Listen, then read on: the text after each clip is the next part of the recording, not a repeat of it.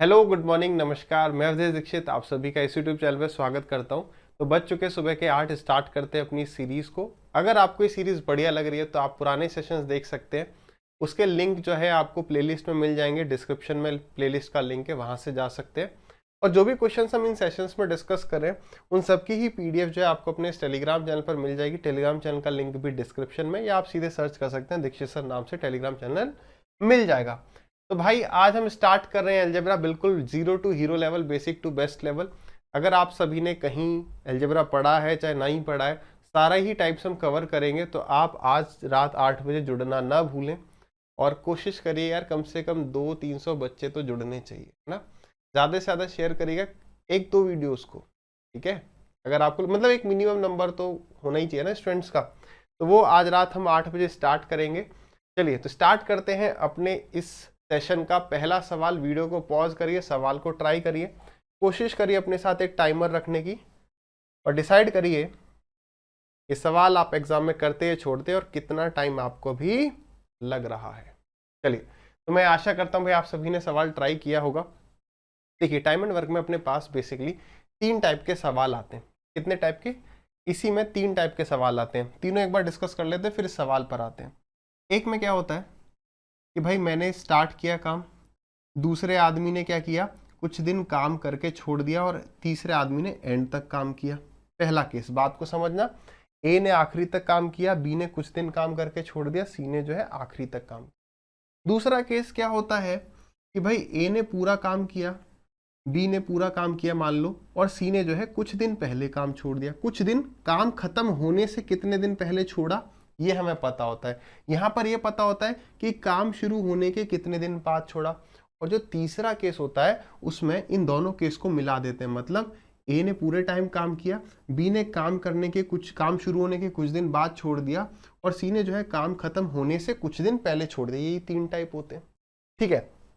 इसमें क्या करते हैं, इसमें बी ने कितना काम किया उसे टोटल काम में से हटा देते हैं, और फिर हम ए और बी से पूरा काम जो बच गया उसे करवाते हैं। यहाँ क्या करते हैं कि जितना काम सी रिमेनिंग डेज में करता, मान लो मैं 3 दिन पहले काम छोड़ के चले गया, तो मैं 3 दिन में कितना काम करता उतना काम ऐड कर देते हैं, और ऐड करने के बाद हम तीनों को काम करवाते हैं, और लास्ट तो फिर दोनों को जोड़ देंगे। अच्छा ये कौन सा सवाल है, देखिए, A, B and C can complete a work in 20, 24 and 30 days respectively. All three of them start together but after 4 days. After 4 days मतलब ये वाला केस, ठीक है। कुछ दिन के बाद काम छोड़ दिया A ने, and B left the job 6 days before, यानी कि B ने जो है काम 6 दिन पहले छोड़ दिया खत्म होने से। Before the work was completed, C completed the remaining work alone. C ने जो शेष कार्य है वो उसने खत्म किया, ठीक है। In how many days was the total work completed, तो बताओ टोटल काम कितने दिनों में समाप्त हुआ। अच्छा ऐसे सवाल में क्या करने वाले हैं, देखिए सबसे पहले 20, 24, 30 एलसीएम ले लो।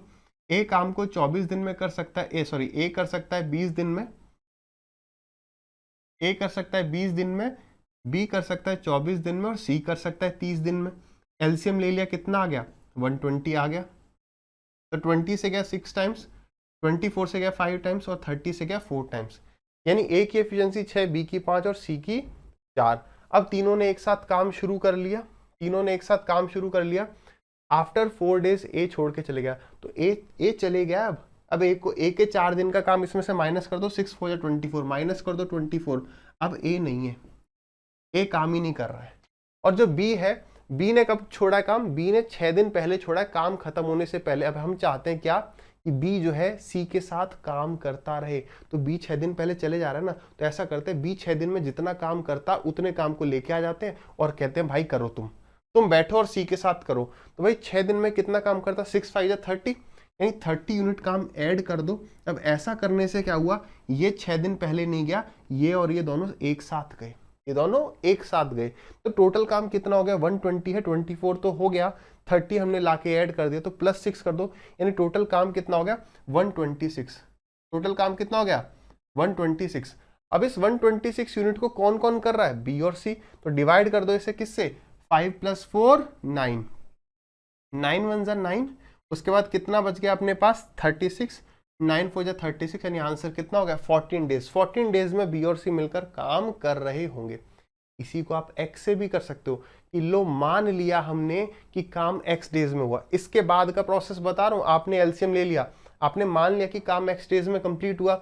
ए ने कितने दिन काम किया है, ए ने काम किया है 4 दिन, तो 6 4 24 प्लस बी ने कितने दिन पहले छोड़ा था, बी ने नहीं, हाँ बी ने काम खत्म होने से 6 दिन पहले छोड़ा था, तो बी ने 5 यूनिट काम किया कितने दिन, x माइनस 4 डेज। और सी एक दिन में 4 यूनिट कर रहा है, तो x डेज में 4x करेगा।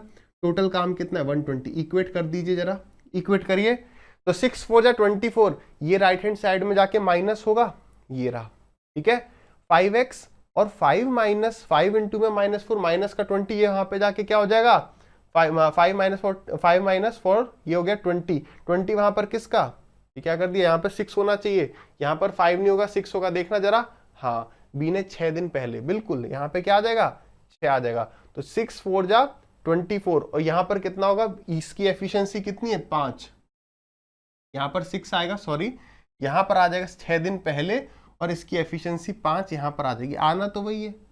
तो देखो 5x माइनस में 30 जो कि यहाँ पे जाके प्लस हो गया। अब देखो यहाँ पर कितना आ रहा है 5x, और इधर पे आ रहा है 4x, तो 5 और 4 हो गया 9, तो डिवाइड किया था हमने, कहाँ गया, ये रहा। बात समझ में आ गई, बढ़िया इंपॉर्टेंट सवाल है, बेसिक इस तरीके से कर जाओगे समझते हुए तो टाइम थोड़ा सा सेव हो जाएगा, ठीक है। जिस भी सवाल पे मुझे लगता है कि हमें डिस्कशन ज्यादा करना है वहाँ डिस्कशन करेंगे, जिसको लगता है नहीं मैं इस सवाल को जल्दी कर सकता हूँ तो वो थोड़ा सा डबल स्पीड में आगे स्किप करके अगले सवाल पे पहुंच जाना, ठीक है। चलिए आ जाइए, एक और अगला इंपॉर्टेंट सवाल देखते हैं, ट्राई करिए, आ जाइए डिस्कस करते हैं सवाल को। यहां पर भी एक छोटा सा कंसेप्ट है, क्या देखिए, अगर एक बॉल है आपके पास, ठीक है, एक बॉल है, जब भी आप इसे बिल्कुल बीच से काटेंगे, आप जब भी इसे बिल्कुल बीच से काटेंगे, तो अब आप ये देखो ये पूरी गोल बॉल है, इसको मैंने काट दिया, तब आपको कितना एक्स्ट्रा एरिया मिल रहा है, कितना एक्स्ट्रा एरिया मिल रहा है, तो भाई ये आधी जब हो जाएगी तो ये ऊपर से आप देखोगे तो आधी बॉल ऐसे दिखेगी, ऊपर से ऐसे हेमिस्फीयर, एक फेस आपको ये मिलेगा, नीचे बॉल होगी, और आधा फेस आपको ये मिलेगा। यानी देखो पाई आर स्क्वायर एरिया तो इसका बढ़ गया, और पाई आर स्क्वायर एरिया इसका बढ़ गया। बात क्लियर है। इसी तरीके से एक बारी मेंस में ये भी पूछा गया कि अगर मैंने इसको ऐसे काट दिया, बीच से एक बार ऐसे काट दिया और बीच से एक बार ऐसे काट दिया, तब कितना एरिया मिल जाएगा बताओ। तो भाई एक बार काटते हो तो 2 सर्कल मिलते हैं, अब आपने कितनी बार काट दिया, और 2 बार काट दिया, तो अब और 2 सर्कल मिलेंगे, टोटल 4 सर्कल मिलेंगे, यानी कितना एरिया बढ़ जाएगा 4 पाई आर स्क्वायर। जहां बैठे हो वहीं बैठ के मुझे सच सच बताना तुम्हारा क्या आ रहा है, क्या अगली बार मेंस में सवाल आ गया कि एक हेमिस्फीयर है, एक अर्धगोला है, इसको बीच से ऐसे काट दिया, फिगर बना के दे दिया, इसको ऐसे बीच से काट दिया, तो बताओ अब कितना एरिया बढ़ जाएगा, बताओ जहां भी बैठे हो सोचो कि जैसे आप इसे बीच से काटोगे तो एक सेमी सर्कल आपको इसके आधे फेस पे दिखेगा। इमेजिन करना पड़ेगा, एक बॉल का आधा टुकड़ा है, उसको बीच से काट दिया, तो एक सेमी सर्कल आपको एक हिस्से पे मिलेगा, एक सेमी सर्कल एक हिस्से पे मिलेगा, यानी टोटल मिलके कितना हो जाएगा पाई आर स्क्वायर बाई 2 और पाई आर स्क्वायर बाई 2, यानी कितना हो गया टोटल पाई आर स्क्वायर हो गया। बात क्लियर है सभी को अच्छे से। आ जाइए अब आते हैं हम इस सवाल पर, क्या कह रहा है, एक सॉलिड स्फीयर है जिसका डायमीटर 17.5 सेंटीमीटर, उसको 2 बराबर हिस्सों में काट दिया, तो what will be the increase, कितना बढ़ोतरी हो रही है इन centimetre square in the total surface area. तो वही बात है, यहाँ तो पूरा स्फीयर था, बीच से काट दिया तो 2 सर्कल बन जाएंगे, एक का एरिया पाई आर स्क्वायर, एक का स्क्वायर पाई आर स्क्वायर, तो इन टोटल कितना 2 पाई आर स्क्वायर। पाई की वैल्यू कह रहा है क्या 3.14 यूज करनी है, नहीं 3.14 वो खुद कहेगा तभी यूज करनी है, तब तक क्या करनी है 22/7, तो 2 पाई और रेडियस कितना है, डायमीटर 17.5, तो 2 से डिवाइड करना भूलना नहीं है, ठीक है। आ जाइए 2 से गए 2 से गए 11 बार, 7 से पूरा कट रह गया, 7 2 14.5, ठीक है। अब या तो ये सॉल्व कर लूं या ऑप्शन से कुछ अंदाजा लग रहा है, देखो कहीं भी डेसिमल तो कटने का काम गया, 5 है, यहाँ भी एंड में 5 है, तो 5 है दोनों में, अगर एंड में 5 है तो पीछे क्या आ रहा होगा आपका, पीछे 25 आ रहा होगा, और 2 डेसिमल है आपके पास, कितने डेसिमल है 2 डेसिमल है, यानी कि समथिंग पॉइंट 25 करके आएगा, यानी समथिंग 0.25 अपना यही हमारा करेक्ट आंसर हो जाएगा। बताइए बात क्लियर है सभी को? 11 का फैक्टर भी देख सकते हो, 11 से कटने वाले ऐसे ऑप्शन दे सकता है मल्टीपल, वरना 9 और 2 11, ये नहीं कट रहा।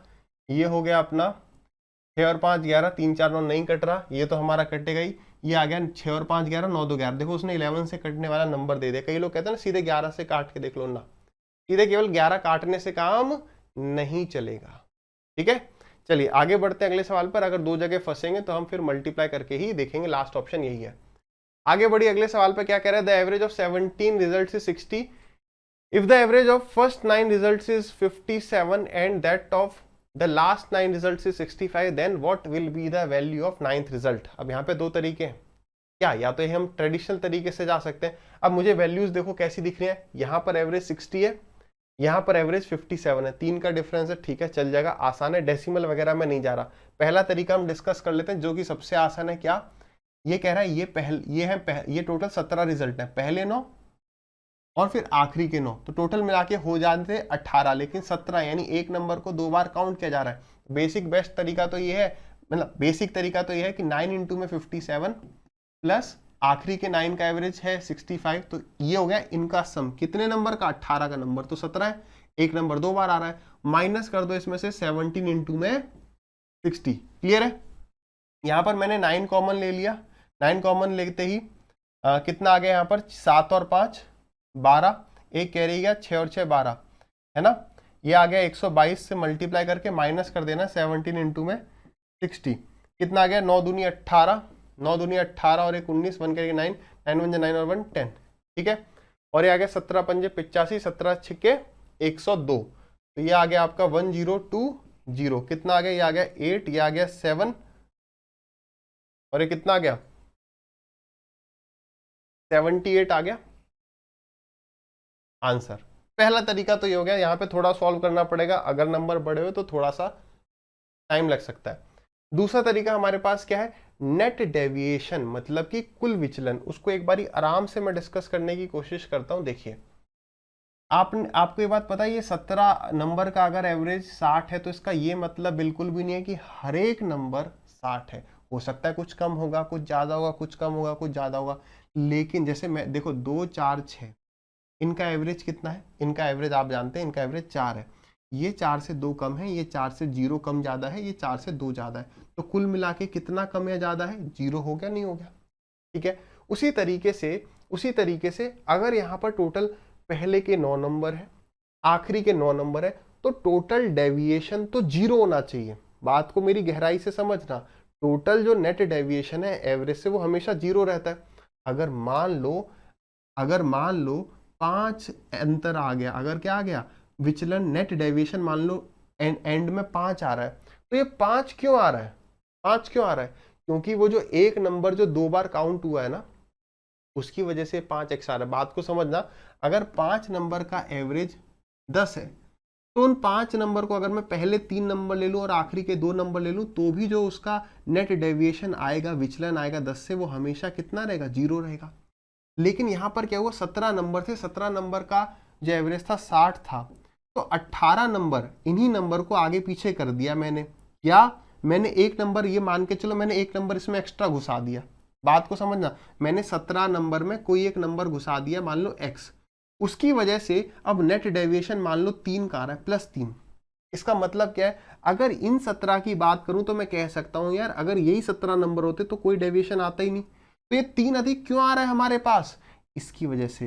यानी जितना भी अंतर आएगा, पहले समझ लो कंसेप्ट को, जितना भी अंतर आएगा वो इसके बारे में आ रहा है।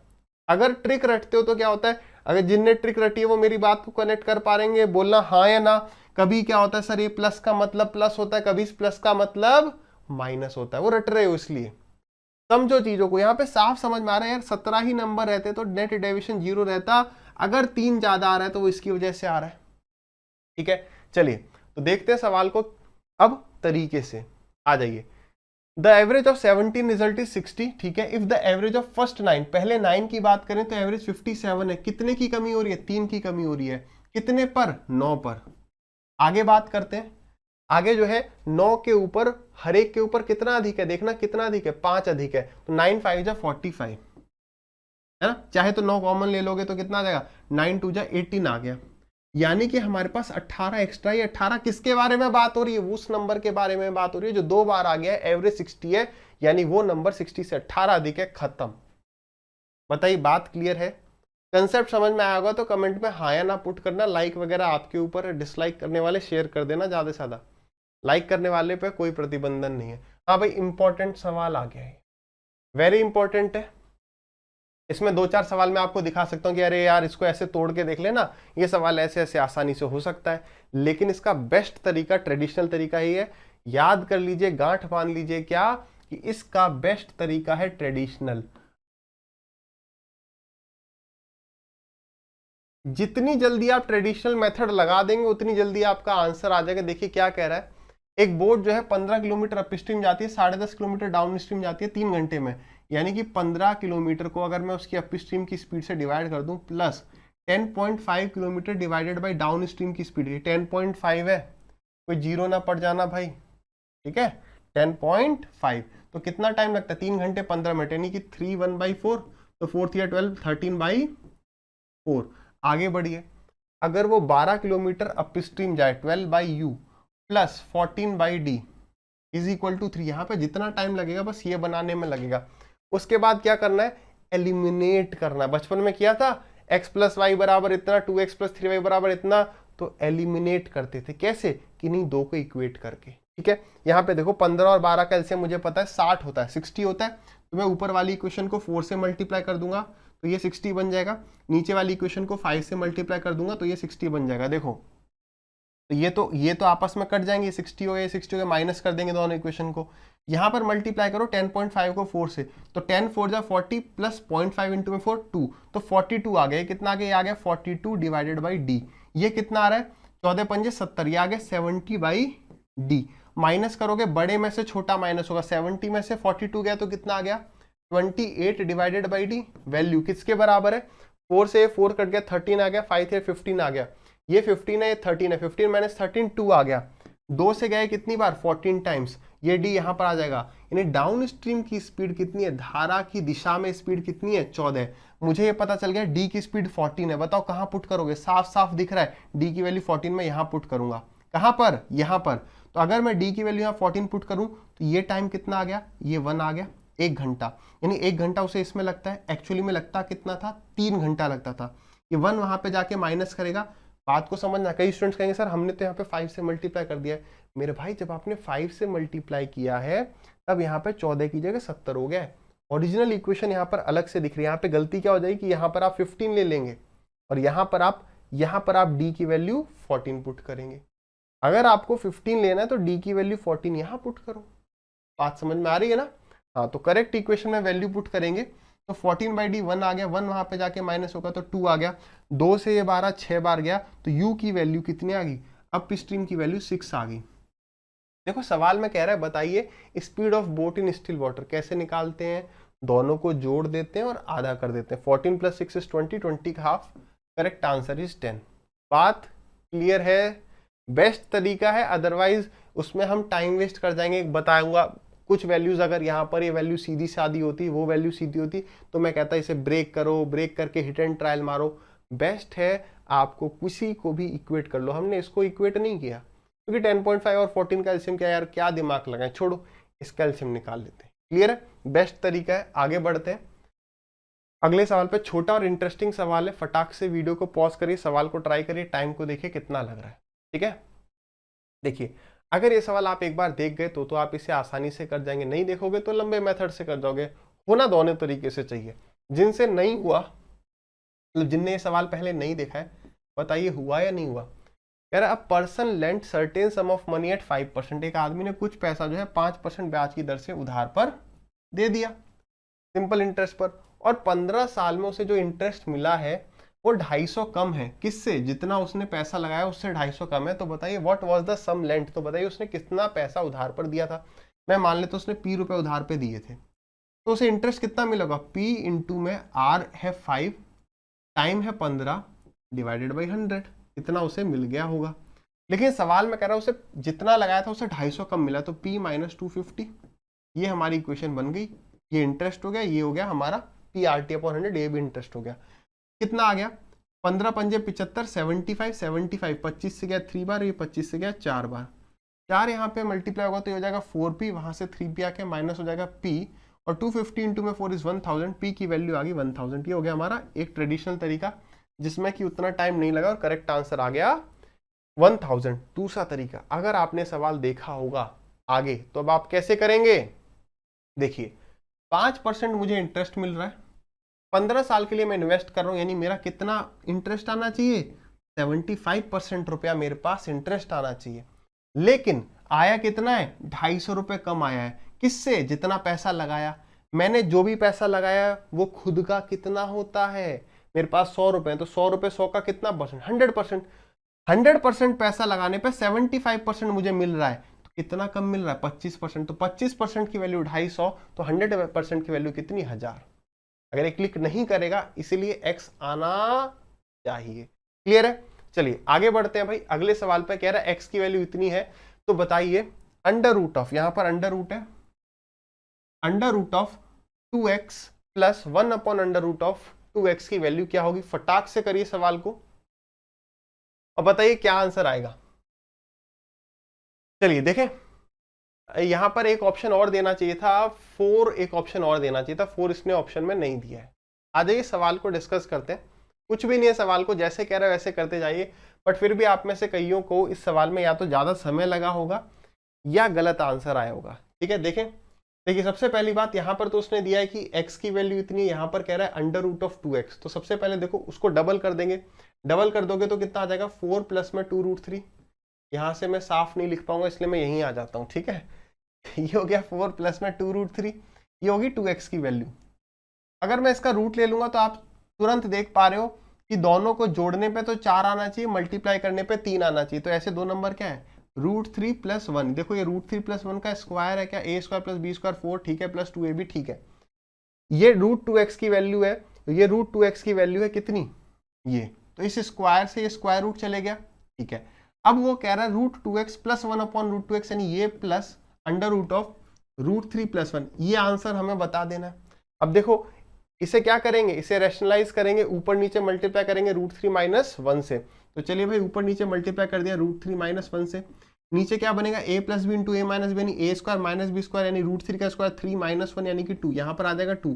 एलसीएम लेते ही कितना हो गया, ये हो गया आपका 2√3 प्लस में 2 प्लस √3 माइनस में 2, नीचे क्या है 2, 2√3 और √3 कितना हो गया, 3√3 हो गया। यहाँ पे 2 नहीं होगा 1 होगा, कुछ है थोड़ी मल्टीप्लाई करने के लिए, यहाँ पे -1 है, तो ये आ गया आपका -1। तो ये कितना हो गया, +2 - 1 यानी कि 1 डिवाइडेड बाई 2, यानी ये हो गया आपका 3√3 प्लस में 1 डिवाइडेड बाई 2, यानी ऑप्शन नंबर सी। क्लियर है भाई सभी को। चलिए हाँ भाई, इसी के साथ जो है अपना आज का सेशन दी एंड होता है। अगर आपको मेरा पढ़ाना अच्छा लग रहा है, आप ये जानना चाहते हैं मैं कहाँ पढ़ा रहा हूँ, वो तो आप जानते हैं, कैसे आप पूरा सब्सक्रिप्शन ले सकते हैं और क्या उसका फायदा। देखिए अगर आप किसी भी एग्जाम की तैयारी कर रहे हैं एंड उसकी क्लासेस अनअकैडमी प्लस पर अवेलेबल हैं, then it is the best platform. Reason मैं बता रहा हूँ क्योंकि कहीं और भी ऐसा नहीं कि आप एक सब्सक्रिप्शन में जो भी अच्छे एजुकेटर्स हैं, जितनों को भी आप ऑनलाइन देखते हैं, उन सबकी क्लासेस ले सकते हैं अनअकैडमी प्लस के एक सब्सक्रिप्शन से। फॉर एग्जाम्पल मैं भी यहाँ मैथ्स पढ़ा रहा हूँ, अभिनय सर भी हैं, पवन सर भी हैं, और भी बहुत सारे एजुकेटर्स हैं। आपको किसी एक से समझ में नहीं आ रहा तो आप उस टॉपिक को दूसरे एजुकेटर से क्लियर कर सकते हैं अंडर 1 सब्सक्रिप्शन। इंग्लिश के काफ़ी अच्छे एजुकेटर्स, अमन सर, रानी मैडम, सुंदर सर, रीजनिंग में दीपक सर, सुमित सर, जीके में जितेंद्र सर और वरुण सर, ये सभी और भी बहुत सारे अच्छे एजुकेटर्स हैं, सबकी पिक यहाँ नहीं आ सकती। तो उन सब का सब्सक्रिप्शन आपको अंडर 1 सब्सक्रिप्शन मिल जाएगा। और जो आपकी फीस है वो ये है, आपको दिखाया जाएगा, मतलब कि ये। और अगर आप किसी भी एजुकेटर का कोड यूज कर देंगे और स्पेशल क्लास अगर आपने थोड़ी बहुत देखी होंगी तो आपको 10% के 2 डिस्काउंट मिल जाएंगे, जिसके बाद आपकी फाइनल फीस है ये हो जाएगी। ठीक है सर, अगर आप तैयारी शुरू कर रहे हैं then Unacademy plus is one of the best place to start from. मेरा जो रेफरल कोड है वो दीक्षित सर, आप किसी भी अपने फेवरेट एजुकेटर का जो है अपना रेफरल कोड अप्लाई कर सकते हैं। ठीक है, this is just to know कि हाँ भाई किस एजुकेटर के थ्रू कितने स्टूडेंट्स ज्वाइन कर रहे हैं प्लेटफॉर्म, यानी कौन सा अच्छा एजुकेटर पढ़ रहा है। ठीक है, तो वो सब बात है।